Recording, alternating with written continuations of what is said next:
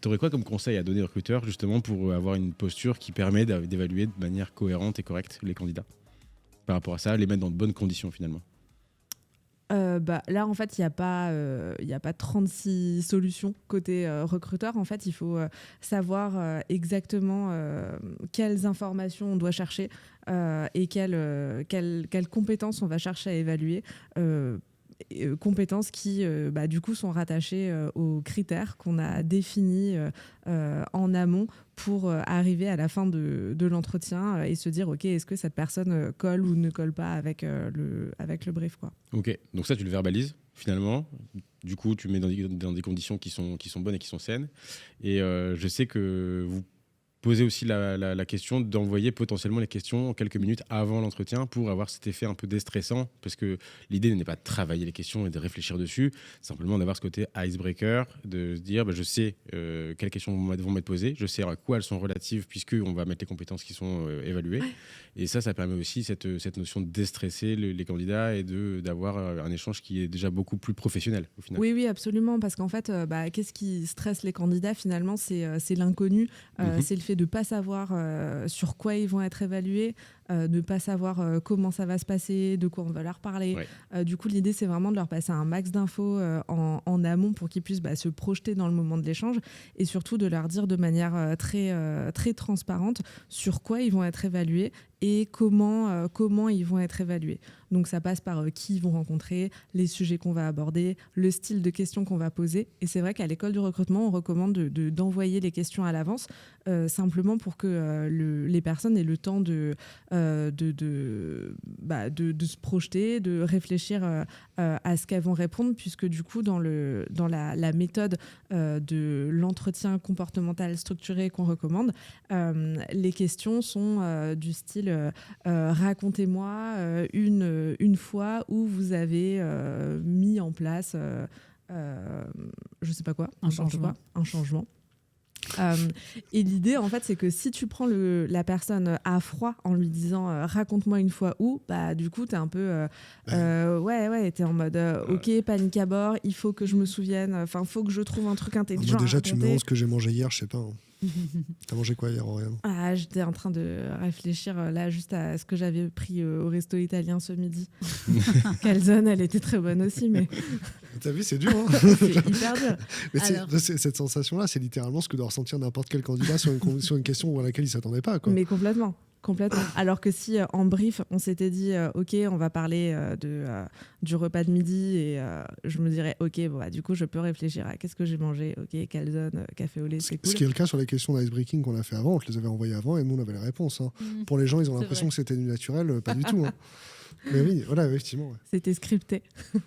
Et oui, là, l'idée, c'est de la même manière que les candidats puissent réfléchir un petit peu à tête reposée à ce qu'ils ont envie de raconter pour répondre à la question de la manière la plus vraie possible, parce que y a rien de plus frustrant pour un candidat que de sortir d'entretien en se disant ah merde, j'aurais dû parler de ça mais j'y ai pas pensé parce que j'étais stressée. Et du coup ça donne l'impression aussi que t'as pas eu l'occasion réellement de démontrer tes compétences parce que sous l'effet du stress t'étais en panique et t'as dit le truc qui t'est passé par la tête au lieu de dire le truc Hyper clair. Hyper clair. Je veux juste rajouter un truc. En fait, pourquoi on fait ça aussi, c'est parce qu'il y a des recherches qui ont montré que les candidats avaient différentes capacités à détecter le critère. Donc, il y a des candidats qui sont qui arrivent mieux à détecter les critères et derrière une question. Donc, en fait, ils sont avantagés parce qu'ils arrivent à tourner leur réponse. Ils sont avantagés par la capacité d'analyse et de déduction. Si c'est un critère du poste, c'est bon. Non, il vaut mieux l'étudier de façon aléatoire. Et ce genre de questions, justement, ça va avoir un impact sur la mémoire. Et donc, on veut justement ne pas rajouter ces perturbateurs-là dans notre évaluation. On veut vraiment mesurer la compétence et pas des compétences autres. Donc, mémoire et capacité de déduction. Et après, je rajouterais aussi le fait que en fait, ça commence dès l'annonce, où il y a une bonne pratique, c'est de faire figurer la scorecard directement dans l'annonce, en fait, Déjà, ça permet de ne recevoir que les candidats qui sont intéressés par les compétences parce qu'ils pensent qu'ils les ont ou alors qu'ils ont envie de les acquérir. Et donc, d'éliminer déjà une bonne partie. Le sourcing est bien plus facile. Et même quand on source à froid, c'est d'envoyer cette fameuse... avant d'appeler, parce que généralement, quand on source, on fait un screening call derrière. Vaguement, on va parler de 20 minutes, pendant 15-20 minutes du poste, mais en fait, l'écrit, il n'y a rien de mieux. Et donc, validez bien avec le candidat qu'on a sourcé s'il est raccord avec tout ce qu'on a écrit dans l'annonce. Et déjà, ça fait déjà la moitié du travail, en fait, au final. Parce que sur ton process, moi, j'ai l'habitude de voir tes comptes rendus d'entretien structuré. Quand tu envoies les questions, est-ce qu'il y a le critère évalué avec ? Ouais. Parce que j'ai eu des candidats en entretien. Je passe les entretiens avec les candidats après Alexandre. Okay. J'ai eu des candidats qui se rappelaient pas que c'était ça le critère sur cette question-là, tu vois. Et pourtant, ils étaient prévenus et ils l'avaient dans le papier. Ouais. Donc c'est rigolo. Ouais. Oui, après j'ai eu des candidats qui n'avaient pas lu les énoncés du tout. Oui, aussi, ça arrive. Je te propose d'enchaîner sur la question suivante. Du coup, ça sera encore une question pour Tania. Je t'en prie, Damien. Il m'a perdu. C'était fait exprès. Quelle pratique a un consensus scientifique ? Alors c'est ça, quelles sont les pratiques dans le recrutement qui ont un consensus scientifique ? En fait, j'ai réfléchi. Il y a 3 sujets sur lesquels on est tous d'accord. Il n'y a pas de débat dans le milieu académique. Ça va être l'efficacité de l'entretien structuré comportemental. C'est le type d'entretien qu'on a construit, donc ça fait 100 ans qu'on construit et qu'on ajoute des éléments dans l'entretien comportemental. Tu vois, genre, par exemple la transparence, le fait qu'il faut la transparence dans le critère et les questions, c'est une amélioration de l'entretien structuré de 2014. Seulement. Donc en fait, ça fait 15 ans qu'on rajoute des règles. En tout, en entretien structuré, il y a 17 règles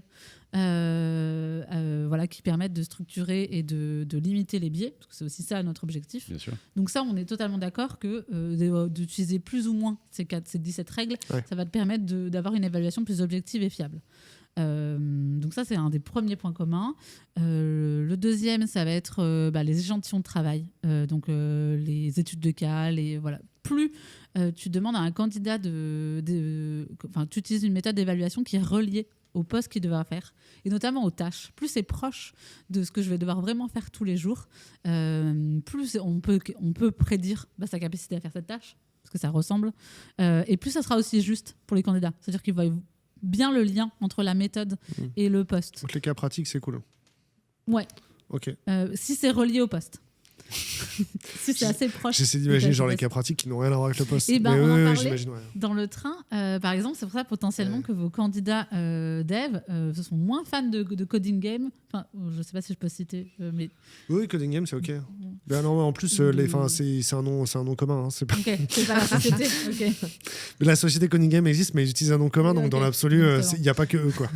Donc plus on utilise des méthodes qui ont l'air un peu moins reliées à ce que je dois faire tous les jours, contrairement à d'autres méthodes d'évaluation des compétences IT, donc on parlait du peer programming, où là ça va être plus relié à ce qu'on doit faire, et donc ça va être perçu comme étant plus juste et plus accepté. En fait c'est intéressant parce qu'effectivement dans les processus de dev, les coding games pas nécessairement. Alors pour le coup, les coding games c'est ceux qui sont peut-être le plus proches. Okay. Ce qu'on détache, je pense, le plus, c'est les examens sur tableau blanc. Les algos. Parce qu'effectivement là ici on teste que la compétence à un algo.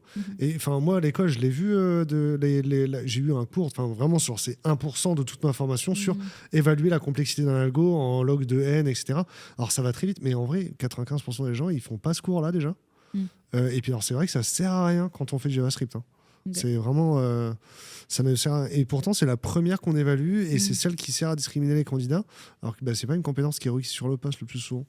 Mais je sais pas, les devs, quand ils s'évaluent entre pairs, ils disent je veux trouver des gens qui réfléchissent comme moi, et donc du coup ils font un exercice qu'il y a que eux qui savent résoudre, et puis après ils vont évaluer des gens sur un tableau blanc, alors qu'en vrai ça sert à rien, quoi. Effectivement, ouais. Mais c'est un vrai sujet, l'évaluation des compétences techniques dans le dev, parce que comment on fait, en fait, c'est hyper difficile. Il faut déjà ultra contextualiser, il faut faire quelque chose qui soit raccord. Mais en même temps, moi, ce que je peux entendre aussi, je pense qu'Oriane aussi, tu l'as déjà entendu, c'est des devs qui vont dire ouais, mais en fait, ils me font travailler 3, 4, 5 heures sur des projets que après moi, on n'est pas à l'abri qu'ils soient qu'ils soient déployés.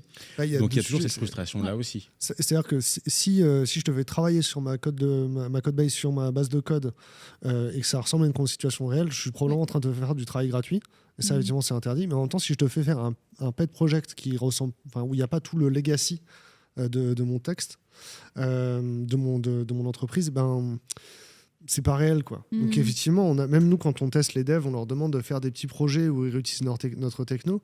On leur dit bien, passez pas trop de temps dessus parce que c'est pas hyper représentatif. Ce qui nous intéresse, c'est plus la conversation qu'il y a après l'exercice, etc.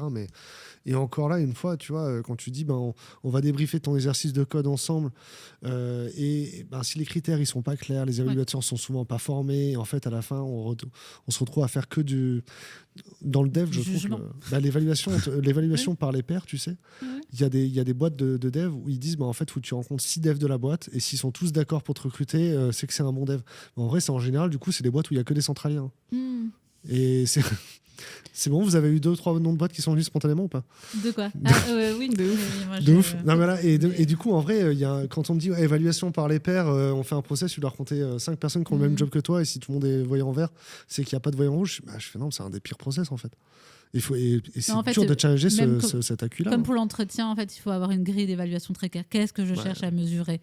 Et en fait, qu'est-ce que c'est une bonne réponse et une mauvaise réponse? Dans le meilleur des cas, en fait, il faut vraiment se dire c'est quoi une bonne réponse et une mauvaise réponse à chaque étape, si vous pouvez, de l'exercice que vous donnez. Et il faut donner le même exercice à tout le monde. Voilà, ce qu'on disait aussi des fois, en fait, le peer programming, on leur donne des cas différents. En vrai, il faut donner la même base d'informations à tous les candidats. Il faut qu'ils aient la même chance de pouvoir réussir. Bien sûr. Voilà, du coup, si on est nul à évaluer les devs, c'est parce que c'est comme pour les annonces. En fait, on est nul à faire des annonces pour les devs parce qu'on comprend pas le job en fait derrière le poste. En fait, c'est les jobs de dev. On a l'impression que il y a l'étiquette développeur et c'est tous les mêmes jobs, alors qu'en fait, ils sont tous différents. Et on a du mal à comprendre ça. On a aussi, même nous, dans notre organisation de gestion de projet, on a essayé de se mettre tous une étiquette de full stack. Puis on doit être tous interchangeables dans une équipe, alors qu'en vrai c'est faux. Et c'est aussi pour ça peut-être qu'on les évalue mal, parce qu'en fait on n'arrive pas à comprendre c'est quoi les compétences spécifiques pour ce poste-là. On a l'impression que tous les développeurs ils doivent faire de JavaScript et faire de l'algo. Du coup on fait tous le même test. Mais d'où l'enjeu pour les recruteurs d'être hyper proche des hiring managers pour pouvoir avoir une connaissance métier qui soit la plus pointue possible. Parce que c'est OK pour un recruteur de ne pas avoir de connaissances techniques. On ne peut pas connaître tous les métiers du monde, c'est pas possible.